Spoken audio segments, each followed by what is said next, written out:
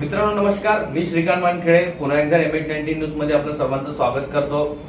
आज आपल्या स्टुडिओला एक खास व्यक्ती या ठिकाणी आपली भेट देणार आहे। त्यांचं नाव आहे दीपक कुमार गुप्ता। त्यांना जळगाव जिल्ह्यामध्ये नव्हे तर पूर्ण संपूर्ण भारतामध्ये त्यांचं नाव या ठिकाणी गाजलेलं आहे। एक चांगलं प्रतिष्ठित व्यक्ती म्हणून त्यांच्याकडे या ठिकाणी बघितलं जातं। आज त्यांना वेळात वेळ काढून आपल्याला या ठिकाणी वेळ दिलेली आहे MH19 स्टुडिओला। तर सर्वप्रथम दीपक सर, आपलं MH19 स्टुडिओला आपलं हार्दिक स्वागत आहे। तर सर्वप्रथम माझा एक असा प्रश्न आहे आपल्याला की आपण बऱ्याच वर्षापासून एक सामाजिक क्षेत्राकडे आपण काम करत आहे। सामाजिक क्षेत्रामध्ये त्याचबरोबर माहिती अधिकार क्षेत्रामध्ये सुद्धा आपण काम करत आहात। तर सामाजिक क्षेत्रामध्ये आपली सुरुवात कधीपासून आहे? 2011 के पास से मेरी शुरुआत हुई है। शुरुआत में मुझे नहीं लगता कि मैं सामाजिक क्षेत्र में काम करना चाहिए या करना करूँगा, ऐसा मुझे नहीं पता था। एक मन में सिर्फ ऐसा था कि लोगों का अपन अच्छा कर सके, उतना इच्छा होती थी। लेकिन जब है ना 2011 में एक प्रसंग आया कि मेरी बच्ची से डोनेशन मांगा गया। जो डोनेशन मैं पहले से देते आया था, तो डोनेशन मांगा गया था। जब मैंने इनकार किया, इनकार करने के बाद में एक धीरे धीरे करके लोग मेरे से जुड़ते गए और एक आंदोलन खड़ा हुआ। और उसके बाद में ना 350 बच्चों के ना जो डोनेशन का जो है वो मैंने माफ़ करा के दिया, मतलब उनको नहीं लगा वो। और उसके बाद में फिर आगे ना वो जो है श्रृंखला वो चलती गई। तो उस 2011 से ना मैं इस फील्ड में आया। उसके बाद में ना फिर वापस से उन्होंने ना मुझे ना जो डोनेशन वापस मांगा जब होने के बाद में भी, लेकिन अगली बार उन्होंने जो डोनेशन मांगा उसमें 1-2-3 महीने के बाद में वो सेमी में प्रवेश के लिए मांगा 2000 रुपये। तो मैंने वो मेरी देने की मन से इच्छा नहीं थी। तो उसके बाद में फिर कलेक्टर तत्कालीन जो है जिलाधिकारी है इसलिए उनको तकरार किया। फिर उनके बाद में बोलने के बाद में उसका गुना दाखिल हुआ। अब वो गुने में क्या हुआ वो जानने के लिए मैंने माहिती अधिकार स्टार्ट किया। तो वो जब आपने पहली बार जब आपने माहिती अधिकार डाला ये जानने के लिए क्या हो रहा है, तो आपका उसका रिजल्ट क्या मिला? पहली बार जब मैंने माहिती अधिकार डाला तो इसके पहले जब मैंने सब में स्टार्ट है ना, मैंने सुना था कहीं तो भी एक माहिती अधिकार कायदा है। तो एक बार जो है सब में स्टार्ट में तो ऐसे ही ना प्रयोग करने के लिए डाला तो कुछ नहीं समझा मेरे को। मेरे LIC का प्रॉब्लम था। तो ऐसे एक मैंने उससे जाके पूछा, मैंने LIC जो मैनेजर थे, तो माहिती अधिकार एक ऐसा कागज़ लिख दिया, ये माहिती अधिकार है, मुझे जवाब दे दो। जबकि वैसी प्रोसीजर आज मुझे समझता है कि वो एक नया जो है अपन बोल जाता है नया, उनके हिसाब से अपन बोल सकते हैं। तो कुछ भी नहीं। इसके बाद में जब इसमें फील्ड में आया समझे ये हुआ, तो इसके बाद में ना जो हमने माहिती अधिकार डाला तो इसकी माहिती अधिकार की आज भी ना अवस्था जो है एकदम है ना अंतर नाजुक बोली जा सकती है। इसके अंदर कि 5-10% लोगों को ही माहिती अधिकार पता है। अपना जो सब में ज़्यादा अच्छा अधिकार माहिती अधिकार है, जनरली क्या होता है कि जो दूसरे अधिकार है दूसरे है शासन को अधिकार है। शासन ने एक आधी आपको नोटिस भेज दिया कि आप लग गए काम पे, एक आधी पत्र आ गया कि आप लगे कागज जुड़ाने लग गए। लेकिन ये एकमेव कारण ऐसा है कि आपने ना शासन को दिया तो शासन के लोग जमाने लग जाते कागज। तो ये फर्क है इसमें कि अपने लिए लोग भागने लग जाते शासन के, दूसरे में शासन के लिए अपन भागते हैं कि भाई एक आधी नोटिस आया तो उसके संबंध में डॉक्यूमेंट जमा करो, ये करो। इसमें उल्टा होता है। तो जब ना मैंने जब पहली बार है ना माहिती अधिकार डाला तो मुझे पता नहीं था। फिर मैंने एक वकील को पूछा जो परिचित थे, तो बोले यार बोले मुझे भी नहीं मालूम है बोले माहिती अधिकार का। बोले वो कलेक्टर अपने न्यायालय के पास में जो है डिस्ट्रिक्ट कोर्ट के पास में वो वहाँ वेंडर बेचते बोले आप उनसे बना। तो उनके पास में गया, ये केस के संदर्भ में 2 पेज भर डाले, सब प्रश्न पूछता है। लेकिन मैंने प्रश्न पूछ के उसको 50 रुपये दिए, भर के उसको भेज दिया। अब जो संबंधित संस्था के विरोध में मैंने जिसने किया था जिसपर, उन्होंने वो खोला भी नहीं, वो वैसा की वैसा मुझे वापस दे दिया। अब उसको क्या करना ये मुझे भी नहीं मालूम। फिर ना इसके बारे में भी क्या हुआ कि जब है ना मैंने एक नामांकित माहिती अधिकार है ना प्रतिशत बोले जाते थे, उनके पास में गया। उन्होंने मुझे 3 से 4 महीने घुमाया लेकिन माहिती नहीं दी। फिर मैंने ना एक है ना अपने माहिती अधिकार जजदा जो है माहिती अधिकार में सबसे प्रतिष्ठित महाराष्ट्र शासन की गवर्नमेंट की संस्था है, तो 3 व्यक्ति से मुझे उस जजदा के बारे में सुना था। तो जब एक काम के लिए मैं जलगांव में रेस्ट हाउस में गया हुआ था, तो वहाँ मुझे मालूम पड़ा कि यशदा के कुछ लोग आए थे। तो यशदा सुनते से कान खड़े हो गए थे, भाई ये अपने को कुछ मदद मिलेगी। मैं उनके पास गया, नितिन सोनोने सर थे, उनको बोला मैं साहब मेरा ऐसा है, बोले एक काम कीजिए, तो हमारा है ना वर्कशॉप है बोले कलेक्टर ऑफिस में, आप उधर आइए। मैंने ठीक है। फिर दूसरे दिन गया वहाँ पर, उन्होंने ज़्यादा उनका वर्कशॉप तक ज़्यादा तो नहीं बताया, थोड़ा बहुत जो है आप बोले ना कलम 4 में काम कीजिए। अब कलम 4 क्या है, मुझे माहिती अधिकारी नहीं मालूम, कलम 4 क्या है मुझे नहीं मालूम। उन्होंने मुझे एक पुस्तक दिया है यशदा का, बोले आप इसमें पढ़िए, कलम 4 है ना किसी से कार्यालय से पूछिए, उनको पढ़िए। ठीक है, उन्होंने दे दिया। अब जाते जाते क्या हुआ, फिर कलेक्टर ऑफिस से निकला तो नेहरू पुतले तक गया, तो दिमाग में वही चल रहा था कलम 4 क्या है कैसा है, इसको आजमाते। तो भालचंद बहरे साहब करके उपायुक्त थे जलगांव म्यूनसिपल कॉर्पोरेशन के, उनके आयुक्त का भी चाल था। मैं चलो इनसे ही पूछते। अपने कार्यालय में चला गया तो मंत्री में मैं डायरेक्ट साहब के नजर बोला, अपने साहब ने माहिती अधिकार का पूछने आया, आप बोले बोलिए। बोला आपने कलम 4 पूरी की क्या? तो बोले थोड़ी थोड़ी की है। मैं कितनी की है? अब उसमें 17 मुद्दे थे, ये बताया था, मैं 17 मुद्दे की मुझे माहिती चाहिए। नहीं मुझे 17 मुद्दे की अभी पूरी नहीं है। कितनी है? बोले 8 है। बाकी के साथ बाकी की क्यों नहीं है? 9 मुद्दे की क्यों नहीं है? तो बोले बैठो बैठो चाय पियो। बोले जो अधिकारी बिठाते नहीं है वो बोलते हैं कि जो टॉप अधिकारी है वो बोलते बैठो चाय। मेरे उस समय आज समझता है मुझे, उस समय एक सामान्य, आज भी सामान्य, उस समय ना कुछ नहीं था, नॉलेज ही नहीं था, वैसा था। तो उन्होंने बिठाया चाय बनाऊंगा साहब, बोले हम जल्दी बना के दे देंगे। मैंने कब तक बनाओगे? नहीं जल्दी बना के, हम मैंने साहब बना के रखिए, अगले हफ्ते आऊँगा, मेरे को तैयार मिलना चाहिए। ठीक है बोले। तो जो कायदा मुझे ही नहीं मालूम, लेकिन जब लगने लग गया कि इसके अंदर कुछ तो भी है, ताकत है, तो मतलब सामने वाला अधिकारी डरता है। हालांकि डरने का उद्देश्य नहीं है, लेकिन है ना अधिकारी, जो चोर लोग होते हैं वही डरते हैं इसमें। चोर लोग बोल सकते हैं, या तो है ना जिन्होंने काम नहीं किया है वो भी बोल सकते हैं उसके अंदर, या जिनने घोटाले किए और उन्होंने काम नहीं किया हुआ था इसलिए उनको डर लगा कि इनकी तकरार हो सकती है। उसके बाद में ना ऐसा भी हुआ है कि मैंने उस समय मेरा खुद का राशन कार्ड नहीं बन रहा था, मेरे को है ना 1.5 साल से घूम रहा था। तो जब यहाँ पर देखा तो मैंने वैसा ही एक माहिती अधिकार बना के वापस वहाँ पर डाला तहसील ऑफिस जलगांव में कि मेरे राशन कार्ड, मेरा राशन कार्ड का नहीं पूछा, लेकिन मैंने उसमें पूछा कि मैंने देखे तो सही कितने पीले कार्ड इशू किए हुए हैं, कितने केसरी कार्ड इशू किए हुए हैं, कितने बाकी हैं। तो ये सब होने के बाद में ना मैंने अर्ज डाला, और एक 8-10 दिन बाद में मुझे ना तहसील ऑफिस से कॉल आया कि बोले आपको साहब तहसीलदार साहब मिलना चाहते हैं। ठीक है, मैं गया तो मैंने पूरा किया, बोले कि बोलिए आपका क्या है साहब, मैं इतने ये माहिती चाहिए। ठीक है ना साहब, मेरा राशन कार्ड नहीं बन रहा है, तो पूछ रहे हैं। नहीं एक काम कीजिए, बोले आप शाम को आइए। तो ठीक है, मैं जब शाम को गया तो मेरा राशन कार्ड तैयार था उस समय। तो राशन कार्ड मुझे बन के भी मिल गया। बोले ये जाने दीजिए, आपका राशन कार्ड बना के दे दिया। तो राशन कार्ड बना, फिर उसमें लगा कि भाई जब मेरे काम कर सकता हूँ मैं, तो मुझे लोगों के भी काम करना होगा। तो इस प्रकार से फिर मैंने वहाँ से जर्नी शुरू की। और एक सवाल और एक ऐसा पूछना चाहूँगा सर मैं आपको कि माहिती अधिकार जब आपने चालू किया तो बहुत से भ्रष्टाचार आपने उसके बीच में अपने जलगांव जिले में आपने भ्रष्टाचार निकाला। आपने जिस तरीके से बताया कि स्कूल का एक भ्रष्टाचार आपने निकाला, पहली शुरुआत आपकी वहाँ से थी, और बहुत से जो राशन दुकान है और जो भी वितरित जो भी भ्रष्टाचार आपने जो भी निकाला है, तो उस बीच में आपको फोन कॉल्स वगैरह धमकियां वगैरह आती होंगी जब आप नए नए होंगे इसमें से कि दीपक जी आप ये माहिती अधिकार मत डालो, या उसमें से कुछ सेटलमेंट कर लो, या ऐसा कुछ करो। तो ऐसा कुछ किस्सा है आपकी लाइफ में? तत्कालीन है जब ना इसके बाद में ना मेरा ये प्रकरण हुआ, उसके बाद में ना एक प्रकरण मैंने उठाया था जलगांव का सिविल हॉस्पिटल है। उसमें ना एक साल में जो छोटे न्यू बॉर्न बेबी है, तो 440 बच्चे मर रहे थे साल में, एक साल में। तो मैंने उसके लिए जब मुझे किसी ने इन्फॉर्म किया कि ये ना गुप्ता जी इसमें ऐसा ऐसा हो रहा है, लेकिन ये ना उनका विश्वास सिर्फ मेरे ना आप ही कर सकते हो, दूसरों पे हमको विश्वास नहीं है करके।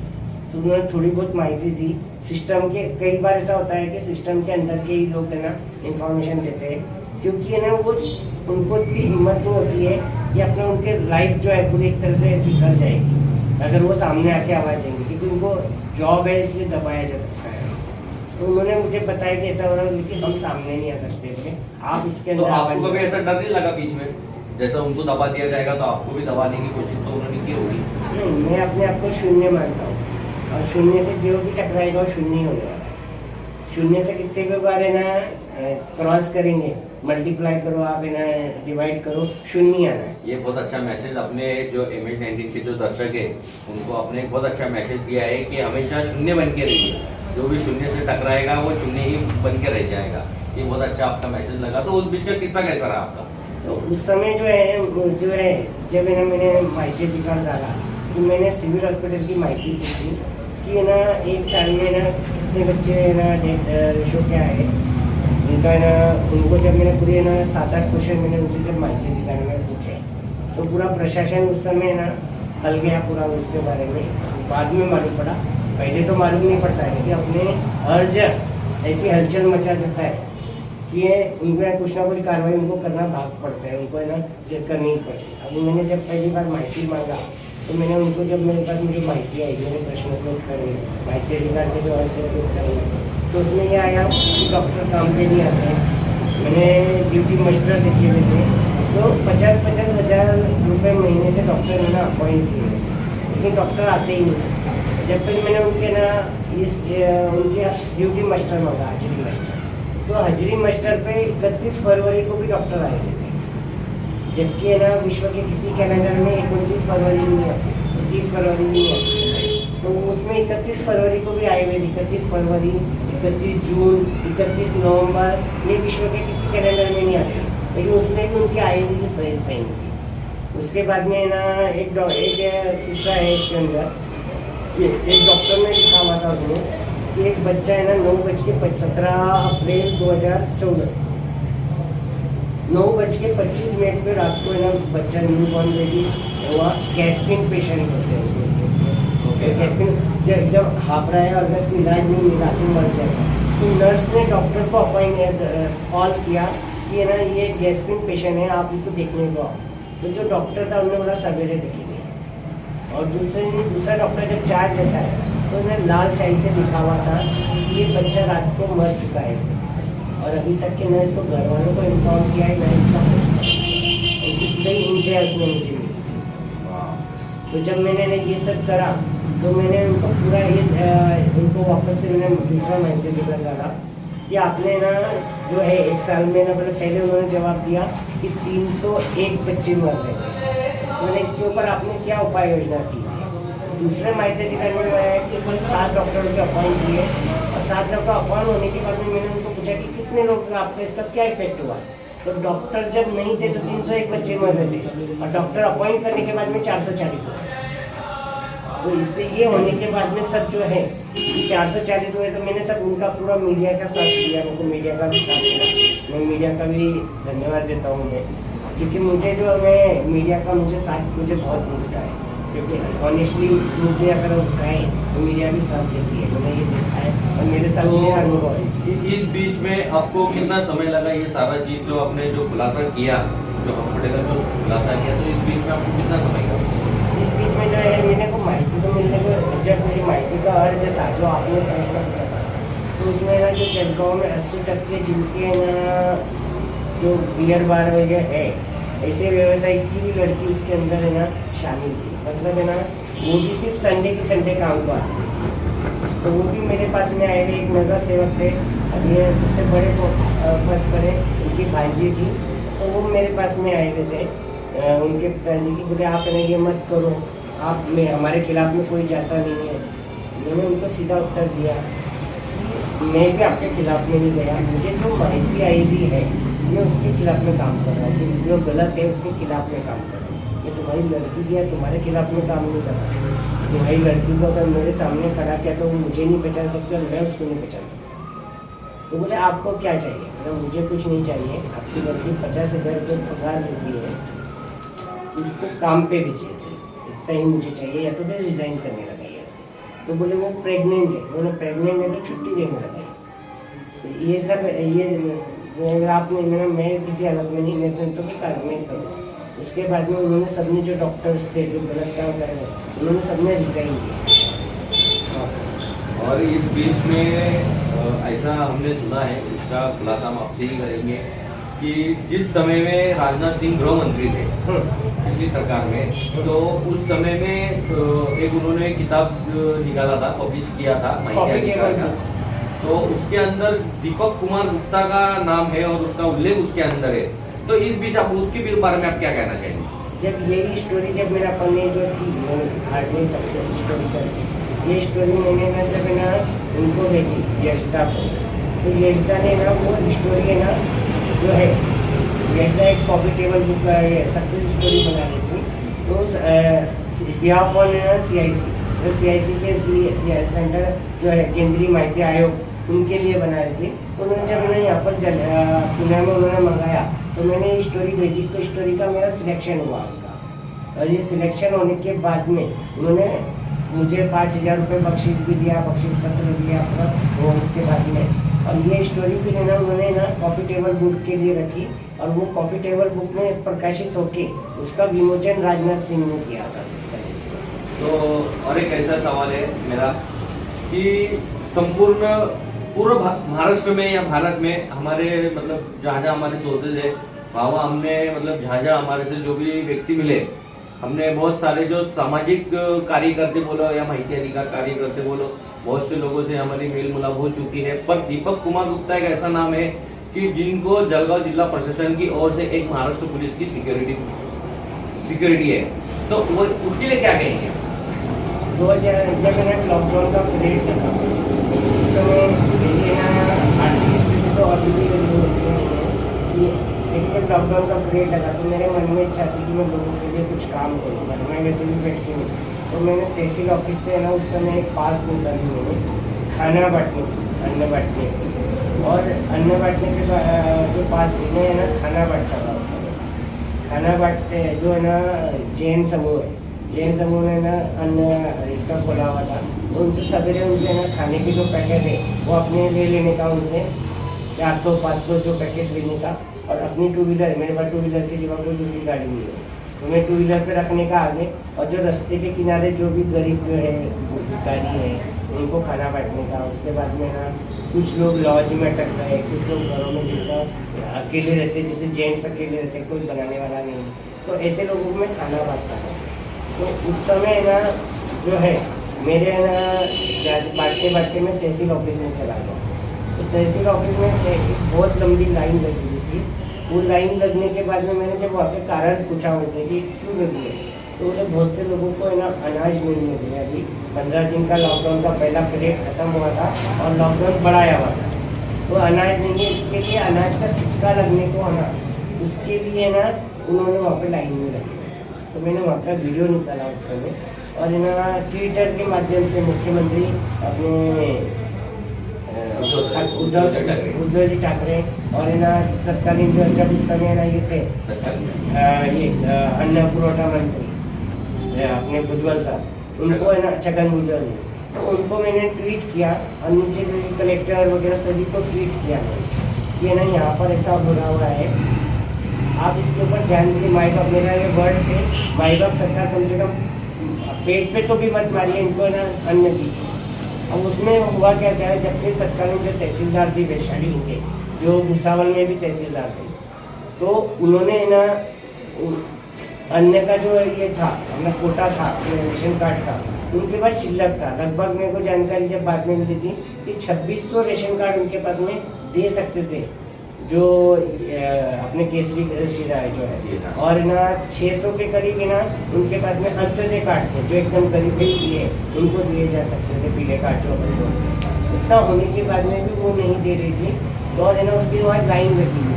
तो मैंने जब तकरार किया ऊपर ट्विटर के माध्यम से, तो वो ऊपर से तकरार नीचे आई, तो उन्होंने मेरे ऊपर खोटा गुना दाखिल करने लगाया। जो नायब तहसीलदार है उन्होंने कोर्ट में भी स्टेटमेंट दिया कि मैंने जो तहसीलदार है उनके दबाव में दीपक गुप्ता के ऊपर झूठा गुना दाखिल किया।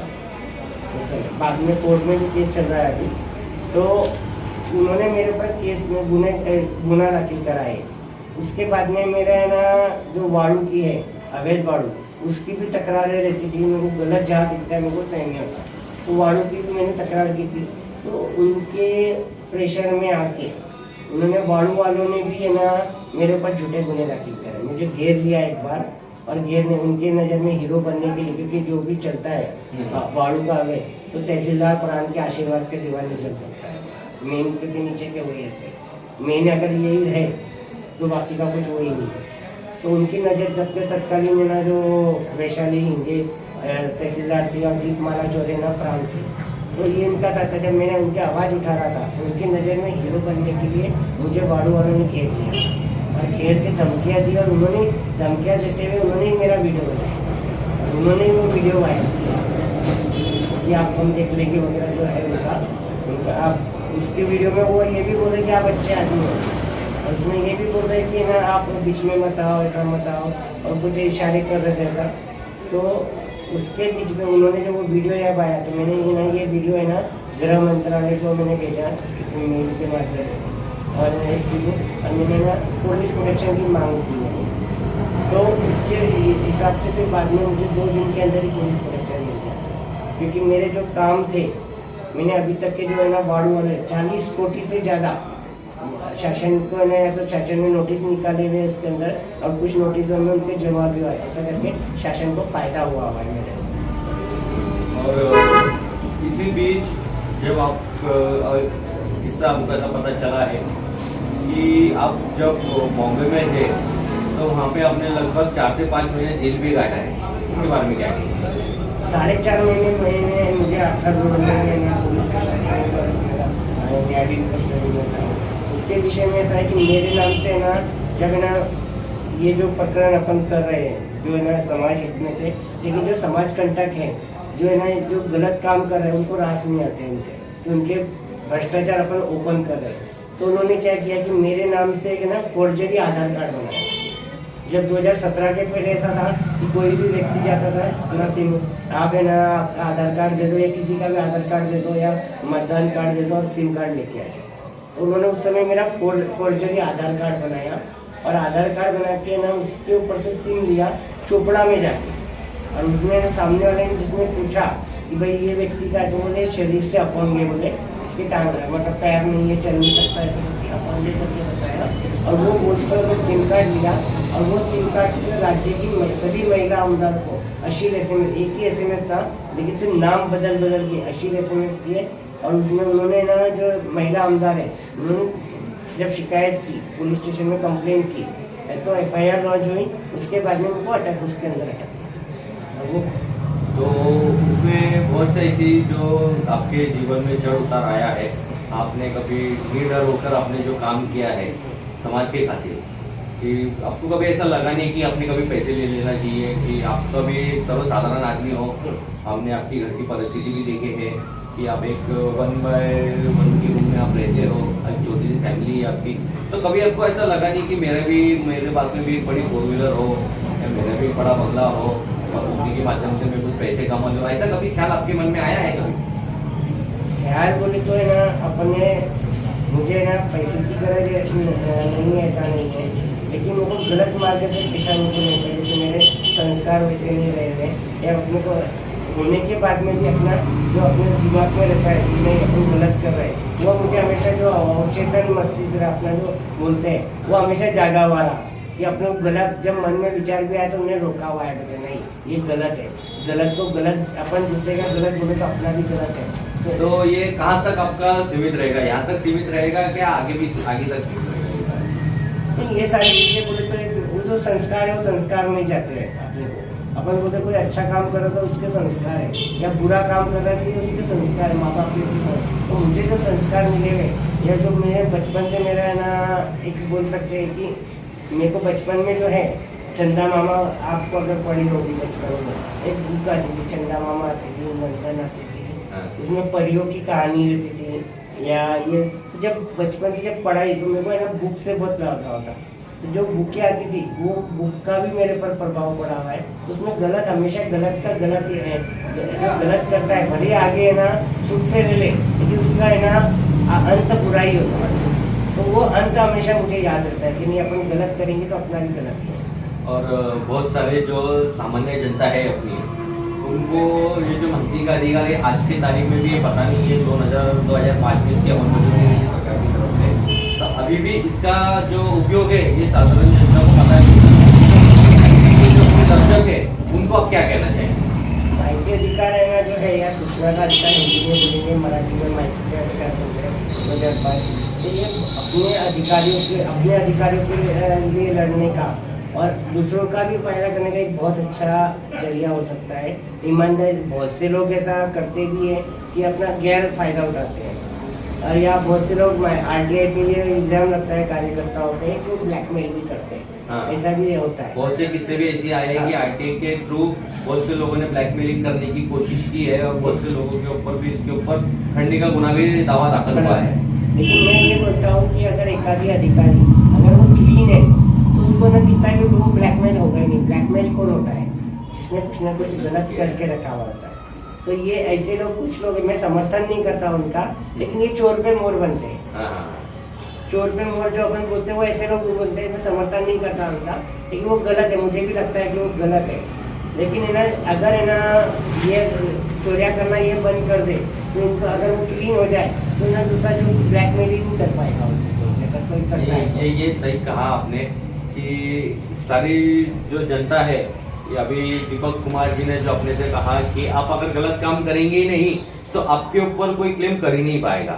सब में पहले तो शुरुआत यहाँ से होती है कि अगर आप गलत काम करोगे तो उसके उस माध्यम से आपको कोई भी आपके ब्लैकमेल कर सकता है। तो सर, एक मेरा आखिरी सवाल है, आपने बहुत काफी टाइम हमें दिया है एम819 स्टूडियो को, कि अभी जैसे जो सर्वसामान्य जो लोग हैं, जो साधारण सी जनता की है, अगर उनको अगर आपसे कांटेक्ट करना रहा तो किस तरीके से वो आपको कांटेक्ट कर सकते हैं? एम819 की जो दर्शक है जो एम819 को देखते हैं पूरे जलगांव जिले के अंदर, एम819 जो है अपना एम819 न्यूज पूरे जलगांव जिले के लोग उसे देखते हैं कि जलगांव जिले के अंदर किसी भी व्यक्ति को अगर कोई अड़चन आती है, उसको अगर ऐसा लगा कि मुझे दीपक कुमार गुप्ता जी से मिलना है या संपर्क करना है, तो वो आपको किस तरीके से मिल सकते हैं? मेरा जो है फेसबुक, ज़्यादातर मैं फेसबुक पे एक्टिव रहता हूँ मेरा, और मेरा मोबाइल नंबर भी फेसबुक पे भी दिया हुआ है। और सभी का मुझे अगर है ना जो है, मेरे जनरली तो मैं ना व्यक्तिगत ज़्यादातर है ना किसी केस में पड़ता नहीं। जैसे बहुत से लोग अगर है ना शासन के संबंधित कोई परेशानी है और नहीं मिल रहा है, न्याय नहीं मिल रहा है, तो मेरे पास में बहुत से लोग अर्ज करते हैं मेरे पास में। मतलब जैसा शासन को अर्ज करते हुए मेरे पास में भी अर्ज आते हैं, लोग अर्ज करते कि हमारी मदद करो।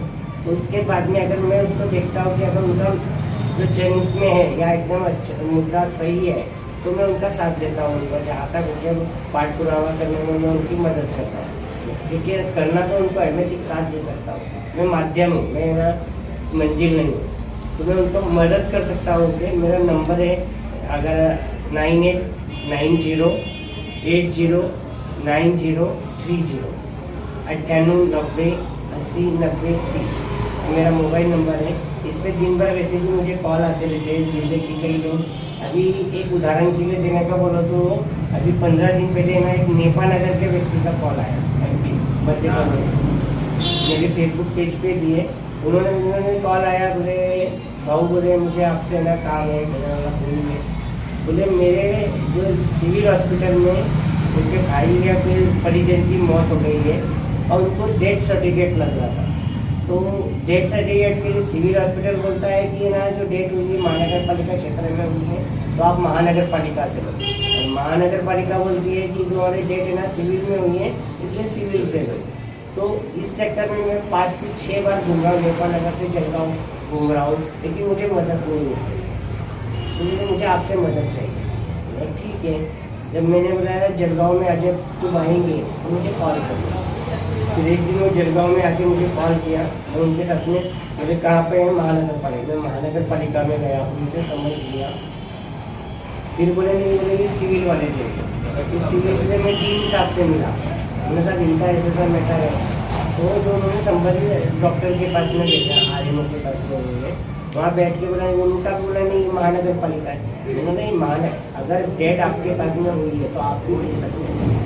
नहीं, उन्होंने थोड़ा सा ये किया कि मैंने कि डीन साहब को फोन किया, बोला साहब जयप्रकाश रावल साहब को उनको विनती करा, साहब आप इधर आइए।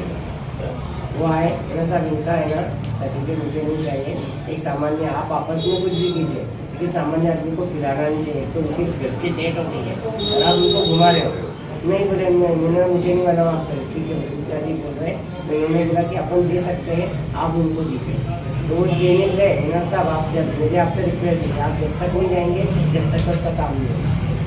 जब उसने आके बोला कि हाँ मुझे बोल गया, तो गुप्ता जी अब तो मुझे छोड़ दो, ठीक है साहब आप जाइए। लेकिन वो उनका एक बड़प्पन है उनका, कि उन्होंने उनको बात सुन के और समझ के दिया।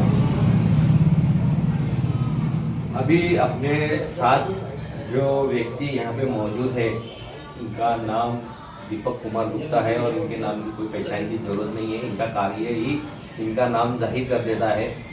बहुत से कार्य इन्होंने इनके जीवन में किए हैं, बहुत से भ्रष्टाचार इन्होंने निकाला है। और सब में बड़ा जो मुद्दा है कि इनको हर एक तरह से जब इन्होंने कार्य करते गए तो इनको बहुत सारी धमकियाँ मिली, बहुत सारे मतलब प्रॉब्लम्स इनके सामने आए। वो सारे प्रॉब्लम्स को टैकल करने के बाद उन्होंने आज का जो दौर है, ये दौर में उन्होंने आज इतना अच्छा काम करना वो हर किसी की बस की बात नहीं है। तो सबसे आखिरी में मैं आपसे बहुत बहुत धन्यवाद करना चाहूँगा दीपक जी कि आपने आपका जो कीमती समय है वो आपने MH19 स्टूडियो को दिया, हमारे से बातचीत करी, आपको आपकी मुलाकात दी।